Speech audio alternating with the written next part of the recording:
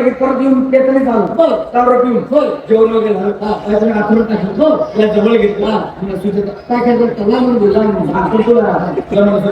माझ्या दोन एकरा मी टमाटे लावला शेवटी शेतकरी तिसऱ्या दिवशी गेलो लयच काम झालं लयच तावर गेलो तशी घरापाशी आलो जेवण वगैरे आठवण टाकलं तुला जवळ घेतलं सुजाता आज दोन एकरा सोयाबीन लावणार बायको प्रेग्नेंट माझ्या पडत लागली मग नाही तर काय कष्ट करणारी गाडी रोज जातो काम करतो बटाटे लावतो टमाटे लावतो सोयाबीन लावतो आज माझ्या उमरात मुळा लावला नाही मी शेजारी बोलावून घेईन शेजारी बोलावून तुझा शेजारी विचार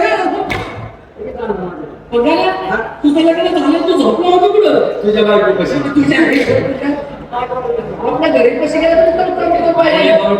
एक काम करा आपल्याला आपला मित्र त्याला भूषण मास्टर एक खेळकर यांचे ना त्याच्यामधून मोहित खेळकर त्याला आवाज देतो मोहित खेळकर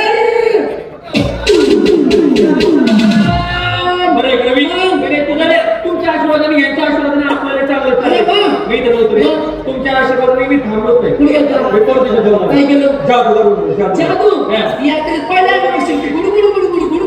तिकडे मंदिर कशी ती नाही इंटरनॅशनल सगळ्यात पुढे आम्ही तुला मित्र आम्हाला दाखवलं फुकट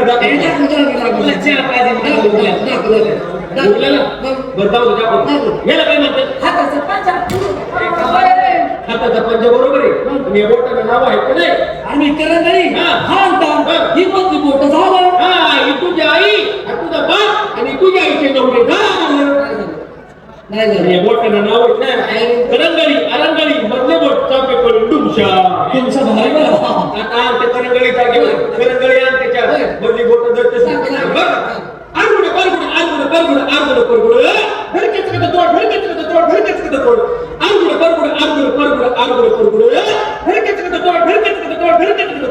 गेली गेली गेली गेली गेली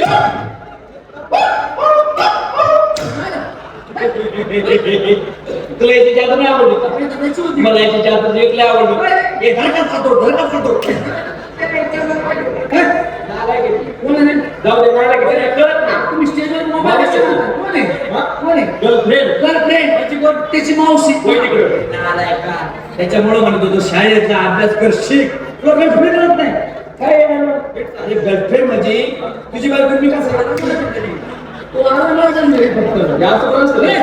मैत्रिणी चालते काय म्हणते मी काय म्हणते नाही आता नाही काय म्हणते काय म्हणते नको का काय म्हणते पप्पी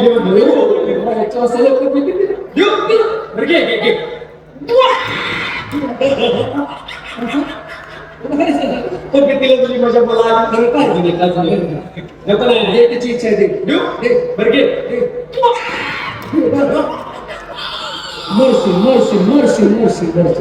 थोडं बास्केट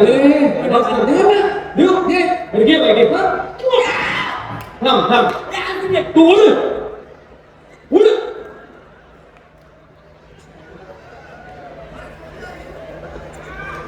लाज वाटते का लाज वाटते त्या पोराचं काय चाललंय तुझं काय चाललंय एक तर पोरगा आजारी आहे मला माहिती पण तुला टाइम टेबल करतो काय नाव आहे का असं बरं मला बघू दे तयार होतो कोण होती रे सांगणारे तुझी बहीण होती रे अरे ते आपल्या जीवातले जीवलग मित्र आहे विशाल बघतो तुझी बहीण होती त्याची बहीण तुला कसं काय फोन करेल कसं काय फोन करा मी तिला अजून सोडली नाही या पोरांची काही चुकी नाही कारण तुझी बहीण नाव झाली ना एक काम करा आपल्याला जायचं मौसम बघायला आपण सगळं तुकाला जमलो आपल्या गावामध्ये एकच पोरं होऊ शकेल त्याला भूषण मास्टर खेळ कर त्याच्या घरी जाऊ त्याला सहयोग मास्टर करायचं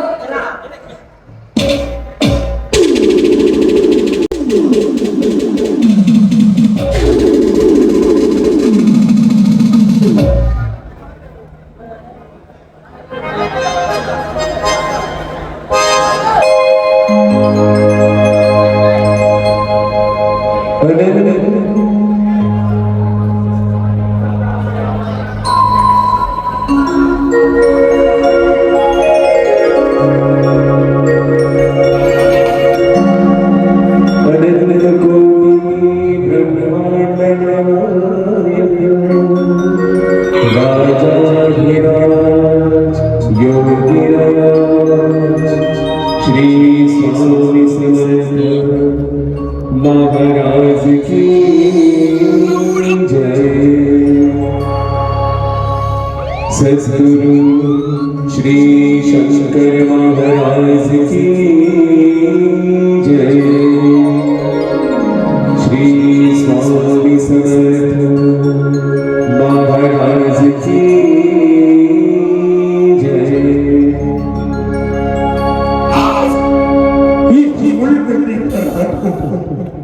कोई छूट नहीं सकता जिस निर्मिति पर हटके निधन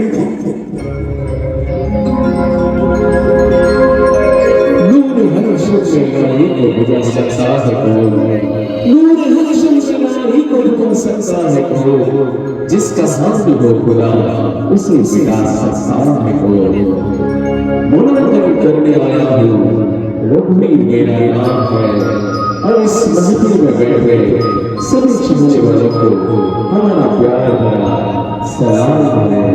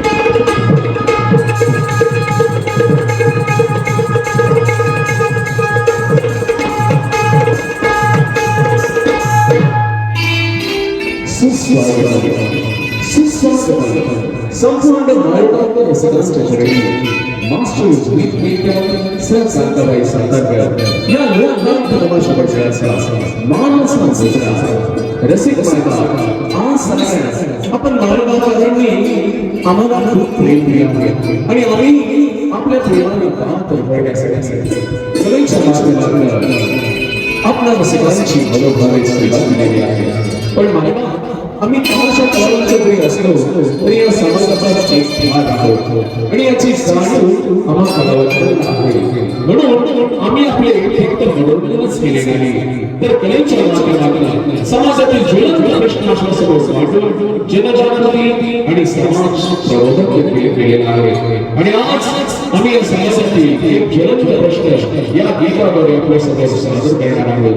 फक्त आमचा प्रयत्न आपल्याकडे पोहोचला असल्याला आवडला तर टाळ्यांचा आशीर्वाद द्यायला विसरू नका। हीच सर्व रसिकांचरणी आम्हा कलावंतांची प्रार्थना।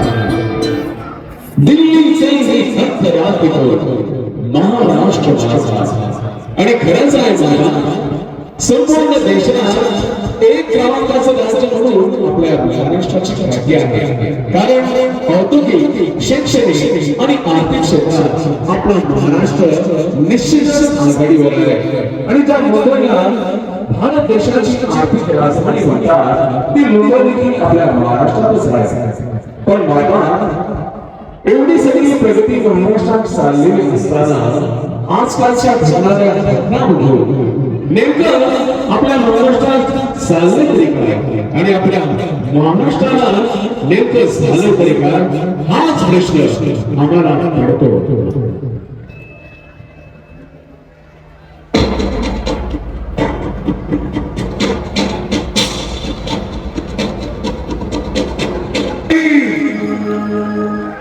मी तुमच्या लोकांना कलावंत रघुवीर खेळकर आज माझं संच या कला महोत्सवात सामील झालाय आणि आम्हाला दिलेल्या टायमिंगनुसार आम्ही काही निवडक गीत तुमच्या समोर सादर करणार आहोत। आता हा महोत्सवाचा कार्यक्रम झाला की मी पुण्याच्या दिशेने वाटचाल करणार आहे। काही इतर कार्यक्रम नाही रात्रीचा इतर कार्यक्रम आमच्या कलावंतांचे आहेत तेही तुम्ही पाहायचे.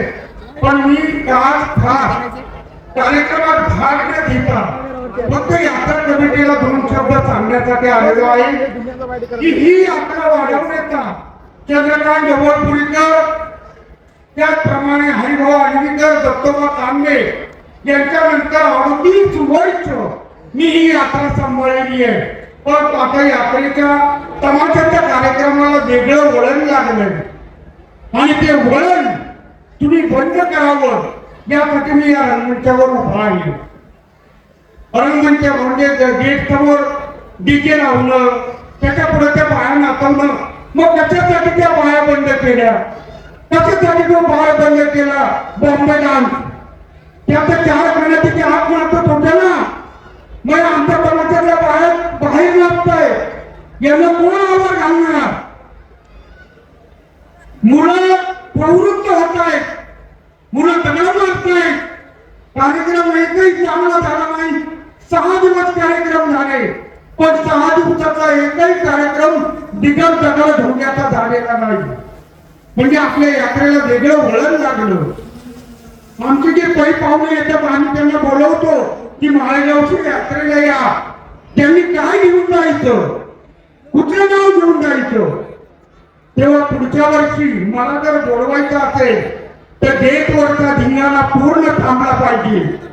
कुठल्याही तमाशात डीजे वाजला नाही पाहिजे. कुठलीही मुलगी गल्ल्याच्या गाडीवर आली नाही पाहिजे.